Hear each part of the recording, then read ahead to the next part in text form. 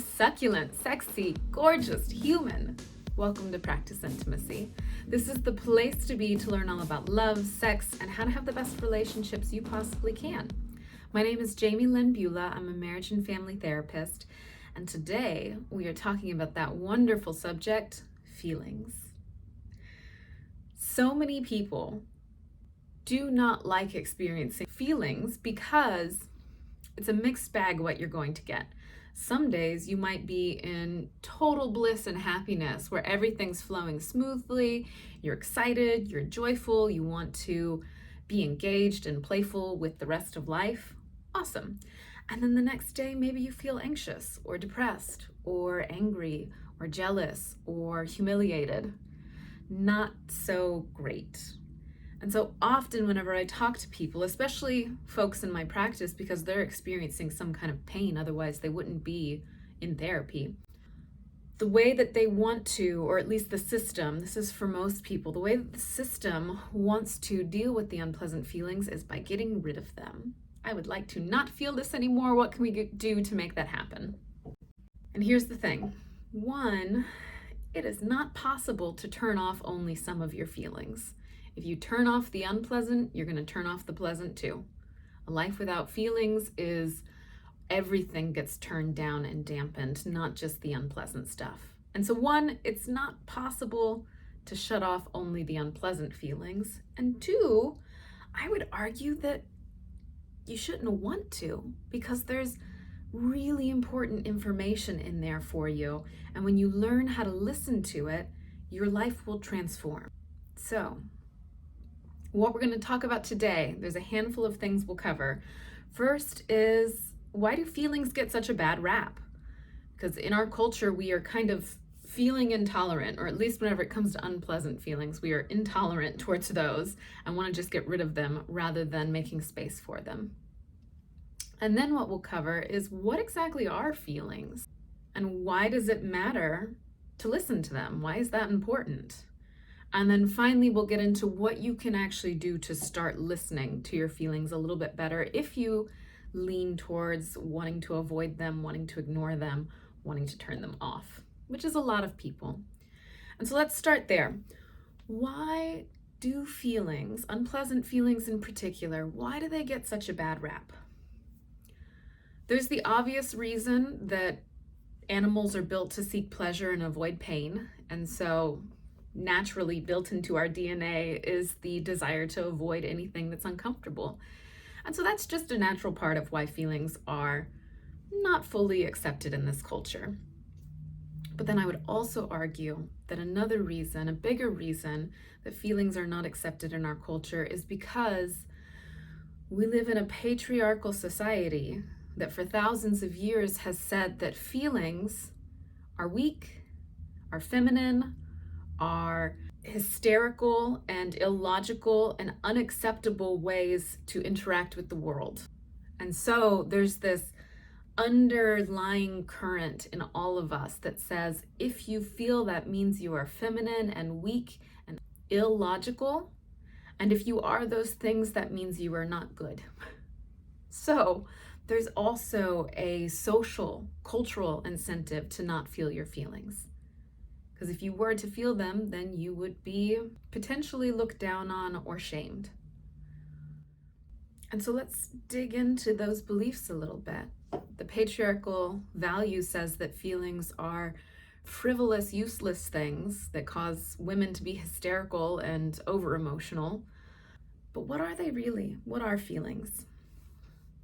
One of the first neuroscientists to start digging into this subject, feelings, his name is Antonio Damasio, and he wrote a book called Descartes' Error, as well as multiple other books, but Descartes' Error was one of the first ones that he published around this subject.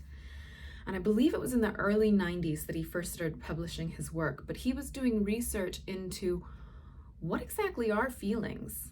We discount them, we don't talk about them as an important part of a system. We tend to focus only on thoughts and how important thoughts are, logic, all of that. If you think of the scientific world, we are not that advanced. We're still in a space of like, logic always wins. There is nothing but logic. And yet there's so many things that science cannot explain. And so Damasio's seeing this. He's seeing everyone really focusing on the brain's ability to have thoughts in the form of words. And he's going, yeah, but why would our brain do feelings if it's not important? And so in the early 90s, he starts talking about how important feelings are in being a productive member of society, to having a personality, to just interacting in ways that are appropriate and healthy. When he started talking about this, he was ostracized from the neuroscience community. He was almost kicked out for having a perspective that said feelings are as important as the words that play in your head. Feelings are a cognition like any other. It's just internal information that's trying to tell you what the environment means and how you're supposed to react to the environment. How did he actually start figuring this out? Well, he was looking at people who had traumatic brain injuries in the areas of the brain that communicate feelings. So our feelings actually originate in the body. They start with physiological sensations, usually in our gut or heart area, that is communicated to the right side of our brain. Feelings and sensations are really the only thing that communicates to the right side, and then it's translated to the left side of our brain. And from there, we can make sense of what we're feeling. And so he's noticing that for people who have brain injuries in places that stop the communication between body and mind, their behavior starts to be completely confusing. Either they act like a totally different person, often someone who is not able to pick up on social cues and behave in ways that would be socially acceptable and appropriate, or they don't do anything at all. If you've got a traumatic brain injury in certain areas that would communicate feelings, then what ends up happening is that person, they could walk and talk and have a normal life, but instead they just stay in bed, not moving, not reacting to anything, including bed sores or needing to go to the bathroom, because there's no internal motivation to react to those things. There's no feeling inside that would tell a person, oh, I need to get up, I need to talk to someone, I need to use the bathroom. Instead, there's nothing. There's absolutely no internal care about any of those typical things that a human would want to do. And so he's looking at all of this research going, I think feelings are really important. We need to be talking about this in the neuroscience community.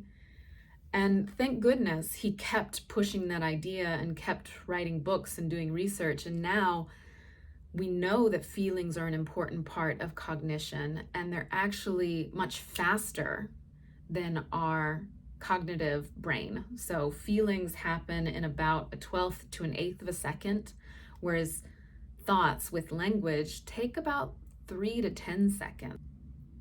And so now we know that feelings are a really important, vital part of being alive. But previous to the early 90s, this was not common knowledge. This wasn't even in the scientific community's realm. And I will be honest, we still don't actually know what feelings are. But so far, with all the people who have been researching and talking about feelings, the closest we've come is it's one of the phylogenetically, so one of the oldest, evolutionarily speaking, oldest parts of us that does any kind of assessment about, do I like this, do I not like this? Is this good for me, is it bad for me? And every single organism on the planet has some kind of internal motivation to move towards things that would be good for them and move away from things that would be bad for them. And feelings seem to be one of the oldest ways that our nervous system adapted to figure that out in the environment. And yet we don't actually totally understand what feelings are. It's some combination of learned experience. This is what getting on a roller coaster means to me, plus all the body sensations that would tell you how you're experiencing something. And so for one person, flash them an image of a roller coaster and their nervous system is going to feel tight and drop. And for them, it's a deeply unpleasant feeling. I don't like it, I don't want it. And for another person, they might have the exact same sensations, the tightness, the dropping, but their emotional experience of seeing the roller coaster is like, yes, I want to get on it. And so feelings are also totally subjective depending on your experience of the world and all the ways that your brain has made sense of things you've experienced so far in your life. Whew, that's a little bit complex, I know, but it is enough just to be aware that feelings matter because they are information that your body is communicating with your brain and all of your previous learning in order to understand whether you want something, don't want something, and how to respond based on what the feeling is telling you. And so how can you get better at actually feeling what your emotions are trying to tell you? One of the things that I used, and I tend to be a person who actually gets flooded a lot with emotions, and I could not make sense of it because the amount of information that was coming at me was too much. And so for me, what I did was I actually set a timer on my phone that would go off a couple times a day. I think it was 4 times a day in the beginning. And all the timer would say was, what are you feeling right now? And so I would pause for a few seconds and just pay attention to usually the area around my gut and the area around my heart and just ask, what am I feeling? Are there any sensations? Are there any emotions? If I do that right now, what I notice is a warmth in my chest and a relaxed feeling in my belly. And the emotion I associate with it is calm. I feel pretty calm right now. And so I would do that 4 times a day just to teach my nervous system how to check in with itself. And for some people, it'll be really easy to know what they're feeling, to name sensations, to name emotions. For other people, it's going to be a little bit harder. You might check in and the sense is, I have no idea. Okay, totally fine. Keep asking the question, keep doing the check-in, because it does not actually matter whether you get an immediate answer. What matters is that you're doing this internal dialogue of asking, what am I feeling right now? Because when you ask that question, you're actually building the neural network that is going to be able to do the witnessing. By witnessing, I mean your brain is connecting to the parts of you that are communicating emotions.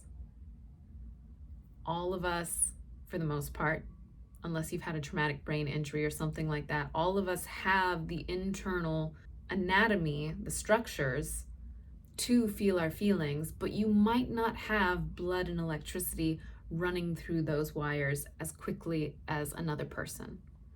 And so simply by asking the question, what am I feeling right now?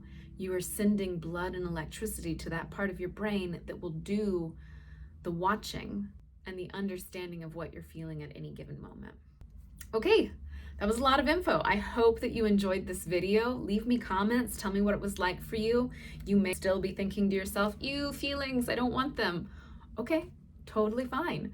And maybe if you start building a little bit of a relationship between you and your feelings, that avoidance, the desire to get away from them, that will decrease over time because you will become more tolerant towards feeling. It'll become less painful to you and less overwhelming as you practice this more and more. Okay, thank you so much for watching. I will see you next time. Bye for now.